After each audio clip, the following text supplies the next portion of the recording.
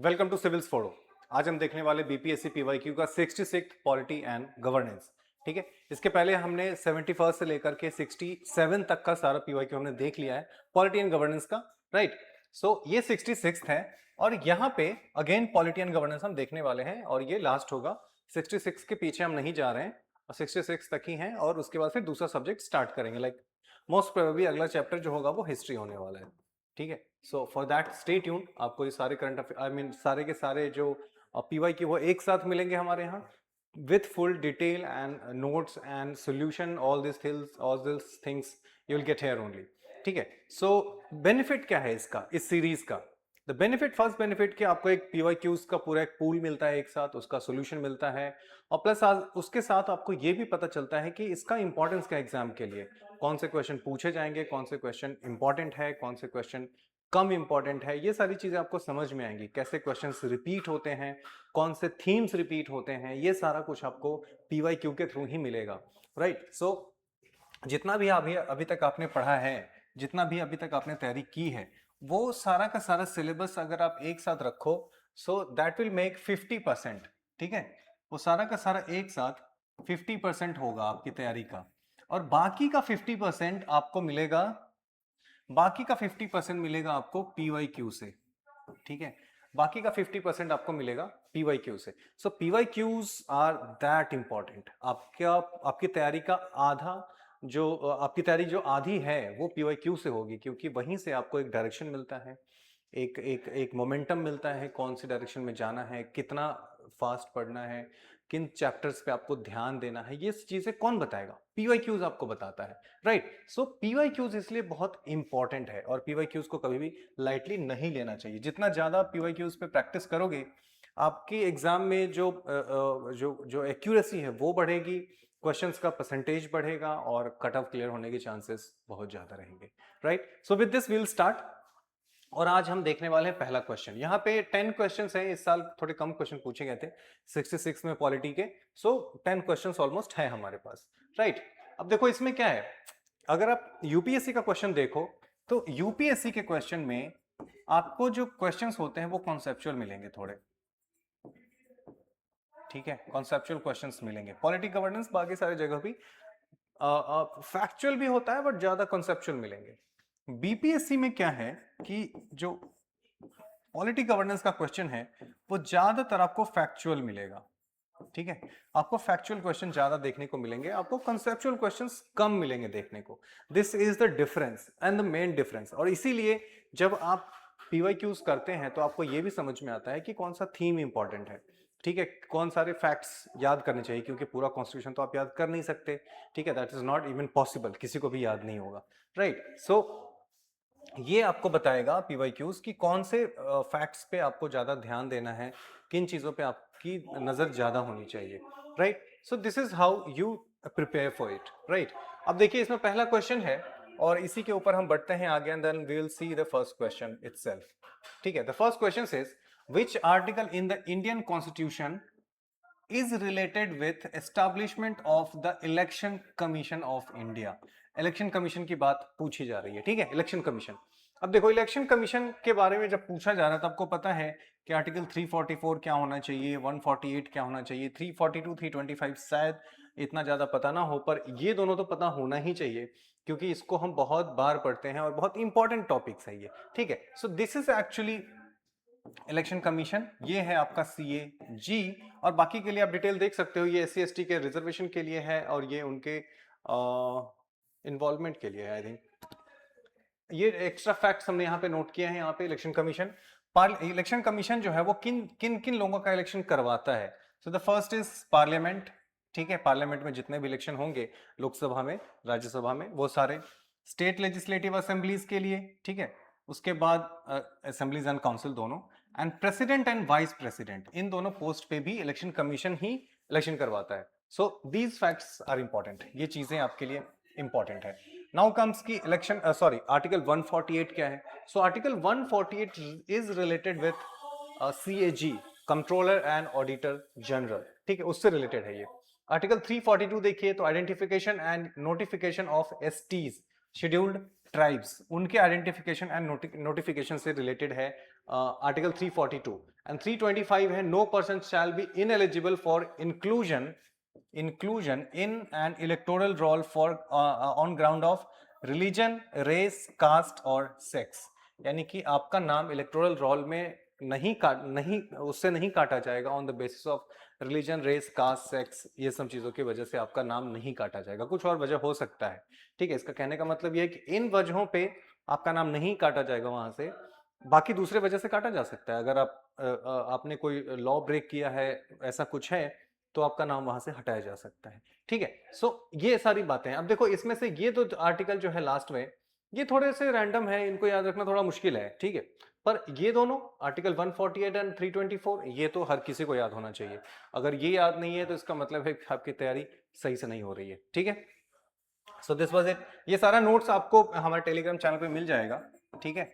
और टेलीग्राम आप हमारे डिस्क्रिप्शन से निकाल सकते हैं, टेलीग्राम चैनल, वहाँ से जाकर के ये नोट्स आप डाउनलोड कर सकते हैं। ये आपकी तैयारी में काफ़ी हेल्पफुल होगा, ठीक है। ये सारे नोट्स मैंने खुद से बनाए हैं and these are going to be really really helpful, ठीक है।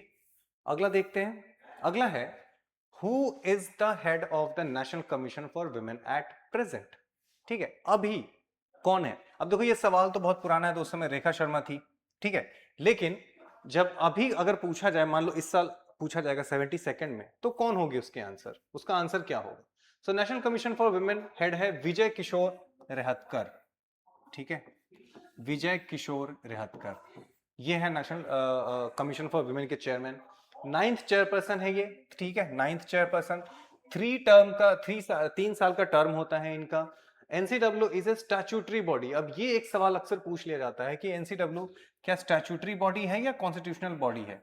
देखो स्टैट्यूटरी बॉडी का मतलब होता है कि किसी लॉ को बनाने के बाद, किसी लॉ की वजह से ये बॉडी बनी होगी, ठीक है।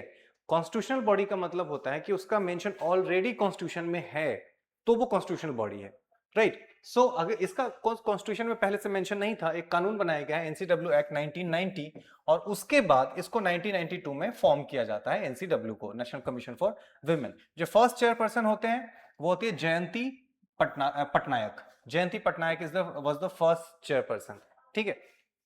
चेयरपर्सन इसलिए बोलते हैं क्योंकि जेंडर न्यूट्रल टर्म है ये, इसलिए, अदरवाइज पहले चेयरमैन बोलते थे क्योंकि हर जगह मेन ही होते थे, ठीक है, mostly.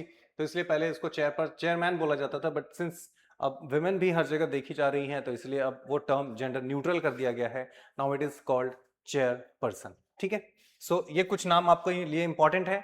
Jayanti Patnaik the first chairperson, ठीक है। अभी करंट में विजय किशोर रहतकर हैं। अगर ये चेंज होते हैं तो अभी तक नहीं होंगे, ये 27 तक है। 2024 में इनका पोस्ट मिला है इनको, 2027 तक है, ठीक है। तो इस साल से लेकर के अगले साल तक भी यहीं रहेंगे। अप्रैल में अराउंड के इनका चेंज, इनको हटाया जाएगा, दूसरा कोई आएंगे, राइट। सो 2024 से 2027, तो अभी इस साल के लिए तो यही नाम इंपॉर्टेंट है, ये चेंज नहीं होने वाला, ठीक है। बाकी ये एनसीडब्ल्यू एक्ट है 1990 में आया था, और 1992 में एनसीडब्ल्यू यानी नेशनल कमीशन फॉर वुमेन को स्टैब्लिश किया जाता है। दिस इज इंपॉर्टेंट, ठीक है। आगे बढ़ते हैं। आई होप दिस इज क्लियर। इसमें कुछ और चीजें हैं, जैसे कि बाकी सारे जो कमीशंस हैं उनसे भी कुछ क्वेश्चन पूछे जा सकते हैं, तो इसलिए मैंने उनको भी यहाँ पे नोट कर दिया है। देखिए नेशनल कमीशन फॉर मेन के लिए तो हो गया Vijay Kishore Rahatkar. National commission for human rights justice V Rama Subramanian, ठीक है। उसके बाद एनसीएससी यानी कि national commission for scheduled caste, ठीक, Kishore Makwana. National commission for scheduled tribe Antar Singh Arya. National commission for backward classes Hansraj Gangaram Ahir, ठीक है। National commission for minorities Iqbal Singh Lalpura, ठीक है। इकबाल सिंह लालपुरा, ये नाम बड़ा इंटरेस्टिंग लग रहा है, ऐसा लगता है बहुत ज्यादा टाइम नहीं हुआ इनको कन्वर्ट हुए। National commission for protection of child rights वेलिती प्रेमचंद, ठीक है। अब देखो इतने सारे नाम हैं इसमें, पर एक चीज बहुत ही इंटरेस्टिंग है कि जब भी माइनॉरिटी की बात आती है तो उसका जो चेयरपर्सन होता है कोई मुसलमान ही होता है। कहाँ गया ये, ठीक है। अदरवाइज इफ इंडिया में कोई दूसरे और माइनॉरिटीज नहीं है। माइनॉरिटी का मतलब ही होता है इंडिया में मुस्लिम, ठीक है। अब ये बड़ा इंटरेस्टिंग सवाल है, what is meant by rule of law. Rule of law का मतलब क्या होता है? और ये सब सवाल यूपीएससी वाले पूछते हैं, ठीक है, पर क्योंकि अब बीपीएससी वाले भी पूछ रहे हैं, तो दैट्स अ गुड थिंग। ये कॉन्सेप्चुअल क्वेश्चन है, रूल ऑफ लॉ का मतलब क्या होता है। और ऑप्शंस आप देखिए, 1 act for all and 1 judiciary for all, ठीक है। 1 एक्ट फॉर ऑल मतलब सारे लोगों के लिए एक ही कानून है, और एक ही जुडिशरी सबके लिए है, ठीक है, पहला। दूसरा कहता है 1 act for all and 1 state for all, one act for all यानी कि सबके लिए सेम कानून, वन स्टेट फॉर ऑल, ठीक है, यानी कि सरकार भी सबके लिए सेम, वो भी सही है। One state for all and one judiciary for all, one state for all and one judiciary for all, ठीक है। All acts for one and no one judiciary for all, मतलब एक ऑप्शन थोड़ा अच्छा बनाना चाहिए था। कैसे सवाल, मतलब सवाल तो इतना अच्छा है, मान लो कि जो ऑप्शन सही है वो ऑप्शन तो अच्छा बनाया है, बाकी सारे ऑप्शन को तो थोड़ा ठीक से करते, इसी को क्या परमुटेशन कॉम्बिनेशन कर दिया आगे पीछे करके, थोड़ा तो दिमाग लगाओ। तो देखो, अब रूल ऑफ लॉ का मतलब क्या होता है कि कानून का राज चलेगा, कानून का राज चलेगा तो कानून के सामने सब बराबर होंगे। अगर कानून सबके लिए बराबर ना हो तो वो रूल ऑफ लॉ नहीं हो जाएगा, वो रूल ऑफ पर्सन हो जाएगा, कि उसकी मर्जी से मेरे लिए ए कानून, किसी और के लिए बी कानून, तीसरे के लिए सी कानून, चौथे के लिए डी कानून, ऐसे बन रहा है, तो रूल ऑफ लॉ नहीं हुआ ना। सो रूल ऑफ लॉ का मतलब होता है कि सबके लिए सेम कानून है, इसका मतलब है कि वन एक्ट फॉर ऑल, ठीक है। और उसको अगर मान लो कोई कानून तोड़ता है या फिर स्टेट आपको परेशान करती है तो आप किसके पास जाओगे, जुडिशरी के पास। तो सबके लिए फिर एक ही जुडिशरी होना चाहिए, सबके लिए अलग अलग जुडिशरी होगा, तो what kind of justice is this, ठीक है। So judiciary, one judiciary for all, so a should be the right answer, ठीक है, इसका आंसर ए होगा। I hope this is clear. ये थोड़ा कॉन्सेप्चुअल क्वेश्चन था बट अच्छा था। अगला देखिए, ये कहता है, अब देखो इसमें अभी जस्ट पहले ही, इससे पहले 67th वाले में ही हमने सिमिलर क्वेश्चन पे बात की थी। 29 सब्जेक्ट्स वहां पे पूछा था कि उसमें से 4 ऑप्शन थे कि उसमें से पंचायती राज में 29 सब्जेक्ट्स हैं, फंक्शंस हैं, उनमें से वो चारों में से कौन नहीं है, ठीक है। और उसमें इंडस्ट्रियल फंक्शन ऐसा कुछ था, टेक्निकल एजुकेशन था, not industrial function, technical education, ठीक है। आप वो वीडियोस भी अगर आपने नहीं देखा है तो वो भी जाके वहाँ पे देख सकते हैं, इसी में हमारे चैनल पे ही मिल जाएगा, सम प्लेलिस्ट में है, तो वो सारे देखिए तभी आपको हेल्पफुल होगा, राइट। अब क्या कहता है ये, विच article gives the list of, okay, अब इससे एक चीज क्या समझ में आता है कि कुछ क्वेश्चन ऐसे हैं जो बहुत इंपॉर्टेंट है, जैसे पंचायती राज, हर साल ही क्वेश्चन पूछे जाते हैं, ऐसा कोई साल ही नहीं है जब पंचायती राज से क्वेश्चन ना पूछा गया हो, ठीक है। सो इसलिए ये this things make I mean PYQs are, that's why PYQs are very very important, क्योंकि उससे पता चलता है आपको कि कौन से सवाल रिपीट होंगे, कौन से सवाल पे आपको ज्यादा ध्यान देना है, ठीक है। So which article gives the list of 29 functions to be perform by the Panchayati Raj institution, 29 functions to be perform by the Panchayati Raj institution, ठीक है। अब इसमें आर्टिकल 223H है, 243H है, 243E है, F है, NG है, इतने सारे हैं। अब देखो ऐसा है कि अगर आप पंचायती राज पढ़ रहे हो तो आर्टिकल्स उसमें आपको ध्यान होने चाहिए कि कौन सी आर्टिकल में क्या लिखा हुआ है, otherwise it will become difficult for you, ठीक है। सो कुछ डिटेल हम देख लेते हैं। 243G, power, authority and responsibility की बात इसमें की गई है 243G में, जिसमें 29 सब्जेक्ट्स के भी बात किए गए हैं, 11th शेड्यूल में ये सारा कुछ मेंशन है, ठीक है। पंचायती राज 11th शेड्यूल में है, म्युनिसिपैलिटीज 12th शेड्यूल में है, तो ये भी आपको ध्यान रखना है, ठीक है। उसके बाद 243H है, जिसमें power of panchayat to impose taxes, यानी पंचायत के पास टैक्सेशन का पावर होगा, वो चीज यहां पे मेंशन है, ठीक है। 243E है, जिसमें ड्यूरेशन ऑफ पंचायत, यानी कि 5 साल का जो ड्यूरेशन होता है वो ड्यूरेशन ऑफ पंचायत आपके पास यहां पे है। 243F है, जिसमें disqualification of the members of the panchayat, कि किस मैटर पे उनका डिस्क्वालिफिकेशन किया जा सकता है, वो सारी चीजें इसमें लिखी गई है, ठीक है। So FEHG, G is the right answer actually, और बाकी सारे भी हैं जो आपको ध्यान रखना चाहिए, जिसमें से E जो है वो ड्यूरेशन के लिए है, ठीक है। E, अब इसको याद कैसे रखना है, E क्योंकि ABCD में 5वें नंबर पे आता है और यहाँ भी 5 साल है, तो आप ऐसे याद रख सकते हो कि जो E होगा वो ड्यूरेशन के लिए होगा 5-5 साल, ठीक है। H में पावर ऑफ द टैक्सेस से है H, ठीक है। अब H को कैसे याद रखोगे, इट्स अप टू यू, मेरे लिए तो दूसरा तरीका है याद करने का। सो H टैक्सेस से है, G 29 सब्जेक्ट से है, एंड F डिस्क्वालिफिकेशन से, F से फेल, सो F से डिस्क्वालिफिकेशन। तो इस तरीके से आप अपना कुछ भी बना सकते हो कहानी, ठीक है, क्योंकि ऐसे याद रखना बहुत मुश्किल होता है, तो आप अपनी कुछ भी कहानी बनाओ, उसको याद रखो। F से फेल, फेल है, ठीक है। E से 5 साल का है, H से टैक्सेस हैं, G से पावर है 29 सब्जेक्ट्स, ठीक है, 11th शेड्यूल। अब ये क्वेश्चन उस समय काफी न्यूज में था, क्योंकि 2019 का ही पेपर है ये, आई थिंक 2020 का पेपर है ये, ठीक है। ये पेपर हुआ था 2020 में, 66 2020 में, ठीक है। और ये क्वेश्चन है, उसी समय CAA बिल काफी न्यूज में था, पास भी किया गया था, प्रोटेस्ट वगैरह चल रहा था, शाहीन बाग और वगैरह चल रहा था काफी, ठीक है। अब पूछा जा रहा है, when was the citizenship amendment act passed, किस डेट को पास किया गया है, ठीक है। 11 दिसंबर 2018, तो ये वैसे ही कैंसिल हो जाएगा। देखो इसमें सबको पता था कि ये नहीं होगा, ये नहीं होगा, लोग फंसे थे इसमें, अक्टूबर दिसंबर। अब जिन लोगों ने इतना ध्यान नहीं दिया उनको एकदम से लगेगा कि अक्टूबर था दिसंबर था, अक्टूबर था दिसंबर था। पर जो इन लोगों ने भी थोड़ा करंट अफेयर ठीक से किया होगा उनको पता था कि उस समय सर्दी का टाइम था, अक्टूबर में सर्दी नहीं होती, दिसंबर में सर्दी होती है। तो इस तरीके से आपने आसानी से इसको मार्क कर लिया होता। ठीक है, क्योंकि उस समय जो प्रोटेस्ट वगैरह चल रहे थे वो सर्दियों का टाइम था। ठीक है, शाहीन बाग का हम डेली न्यूज देखते थे और उस समय वो सर्दियों का टाइम था, तो उस बेसिस पे आप आसानी से इसको कर सकते हैं कि तो 2020 निकल जाएगा, 18 निकल जाएगा, इन दोनों में डाउट है तो अक्टूबर आप आसानी से यहां से निकाल सकते हैं और 11 दिसंबर 2019 आपका आंसर हो जाएगा। ठीक है, बाकी इससे रिलेटेड कुछ इंपॉर्टेंट डिटेल्स है वो देख लेते हैं पहले। सबसे पहले 9 दिसंबर 2019 को लोकसभा के द्वारा पास किया जाता है CAA। ठीक है, 11 दिसंबर 2019 को पास किया जाता है राज्यसभा के द्वारा।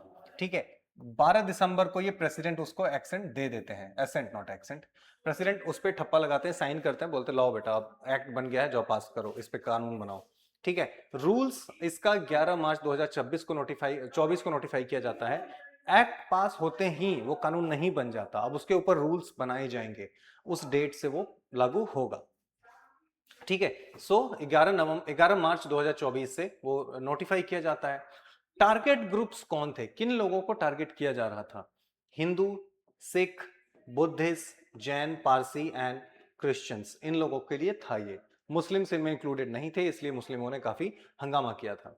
Target countries Afghanistan, Bangladesh and Pakistan, ये 3 कंट्रीज है जहां से इन लोगों को, इन सारे लोगों को बुलाने की बात हो रही थी कि जहां पे वहां पे इन तीनों कंट्रीज में अगर रिलीजियस प्रोसिक्यूशन हो रहा है, उनको उनके रिलीजन की वजह से उनको अगर परेशान किया जा रहा है, so they can easily come to India और यहाँ पे अपना रुक सकते हैं। ठीक है, वैसे नेचुरलाइजेशन के लिए सिटीजनशिप का प्रोसेस है, नेचुरलाइजेशन के यहाँ पे आके आप रहते हैं कुछ समय तक तो आपको यहाँ की नागरिकता दे दी जाएगी। तो वो प्रोसेस है 11 साल का, जिसको घटा करके 5 साल कर दिया गया है। यानी कि ऐसा नहीं कि यहाँ आते ही उनको सिटीजनशिप थमा दिया जाएगा, वो रुकेंगे 5 साल फिर उनको दिया जाएगा। तो वो जो 11 साल का टाइम पीरियड था उसको बस घटा के 5 साल कर दिया गया। कट ऑफ डेट क्या था? 31 दिसंबर 2014, यानी इसके पहले, ठीक है, इसके पहले जो लोग आ चुके हैं उन्हीं के ऊपर ये लागू था। ठीक है, ये सारे ये इंपॉर्टेंट इंफॉर्मेशन है। The legislative origin of 73rd Constitutional Amendment Act can be traced back to which Constitutional Amendment Bill? अब ये पूछ रहा है कि legislative origin of 73rd Amendment यानी कि पंचायती राज, अगेन पंचायती राज से एक और क्वेश्चन आ गया।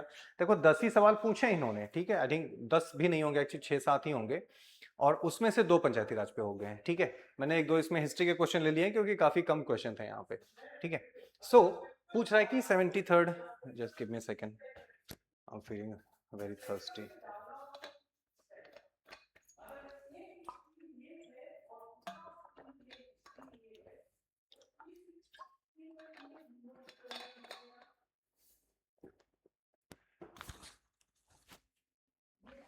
गर्मी बहुत तेज आ गई है और रिकॉर्डिंग इसमें बोलते बोलते गला सूख जाता है। ओके, सो पूछा जा रहा है कि 73rd अमेंडमेंट एक्ट जो है उसका ओरिजिन कहां पे है, मतलब स्टार्ट कहां पे हुआ था, ये पूछा जा रहा है। ठीक है, 61st आपको पता होना चाहिए कि 61st अमेंडमेंट एक्ट जो है वो वोटिंग एज को 21 से घटा के 18 करता है। ठीक है, 61st नहीं होगा, 62nd, 63rd, 64th। अब इस पे कुछ इंपॉर्टेंट आंसर है, आई मीन इंफॉर्मेशन है, वो आपको देखना चाहिए। 61st तो पहले मैंने बता दिया, लोअरिंग ऑफ एज 21 से 18 कर देता है वो। ठीक है, 61st हो गया। 62nd extended the reservation of seats for एससीज and STs in the Lok Sabha and legislative assemblies, ये रिजर्वेशन से रिलेटेड है 62nd अमेंडमेंट एक्ट। ठीक है, 63rd है रिपील 59th अमेंडमेंट एक्ट, ये भी कुछ रिजर्वेशन से रिलेटेड था जो उसको हटा, नहीं पंजाब में इमरजेंसी प्रोविजंस को लेकर के था ये, तो उसको हटा दिया गया था। 64th अमेंडमेंट है एक्चुअली जो कि इससे रिलेटेड है पंचायती राज से। ठीक है, राजीव गांधी गवर्नमेंट 1989 में फर्स्ट टाइम बिल पास कराने की कोशिश करते हैं पर वो फेल हो जाता है, लोकसभा में पास होता है, राज्यसभा में फेल हो जाता है। फिर past in Lok Sabha, failed in Rajya Sabha. उसके बाद पीवी नरसिम्हा राव गवर्नमेंट पास कराना चाहती है और एक्चुअली पास करवा भी लेते हैं और उसी को 73rd कॉन्स्टिट्यूशनल अमेंडमेंट एक्ट कहा जाता है 1992। ठीक है, सो यही है इसके बारे में और इसका आंसर हो जाएगा 64th। ठीक है, 64th amendment act is the answer. ठीक है, ये रिजर्वेशन से, ये पंजाब की इमरजेंसी प्रोविजन से है, वो 18 से 21 करता है आपको। तो ये सारी चीजें आपके दिमाग में होनी चाहिए, तभी जाकर के आप अच्छा कर पाएंगे एग्जाम में। Which company established its factory in 1632 at Patna Bihar? 1632 Patna Bihar. देखो, सबसे पहले जो फैक्ट्री लगाता है बिहार में वो होते हैं डच लोग, ठीक है। लेकिन इन बाकी के बारे में भी इंपॉर्टेंट इंफॉर्मेशन आपके पास होनी चाहिए। डच 1632 में फैक्ट्री लगाते हैं अपनी ईस्ट इंडिया कंपनी, जिसको वीओसी कहते हैं। उन डच लैंग्वेज में उनका जो शॉर्ट करोगे तो वीओसी बनता है, ठीक है। पटना कलेक्ट्रेट जो कैंपस है वो इसी डच बिल्डिंग में बना हुआ है, ठीक है। किन चीजों में ट्रेड करते थे ये? सॉल्ट पीटर जिससे बारूद बनता है, opium, indigo, sugar and cotton textile, इन सारी चीजों में ये ट्रेड करते थे, ठीक है। पोर्चुगीज उसके बाद आते हैं। फर्स्ट यूरोपियन, एक्चुअली जो सबसे पहले जो यूरोपियन आते हैं बिहार में वो पोर्चुगीज होते हैं। और ये बहुत ही इंपॉर्टेंट सवाल है कि सबसे पहले बिहार में कौन सा यूरोपियन आता है, वो है पोर्चुगीज, ठीक है। पोर्चुगीज तो इंडिया में भी सबसे पहले ही आते हैं, सो ये पहला ही है, बिहार में भी पहले, इंडिया में भी पहले। ब्रिटिश फैक्ट्री 1651 में बनता है, ठीक है, जिसमें पटना कॉलेज है अभी।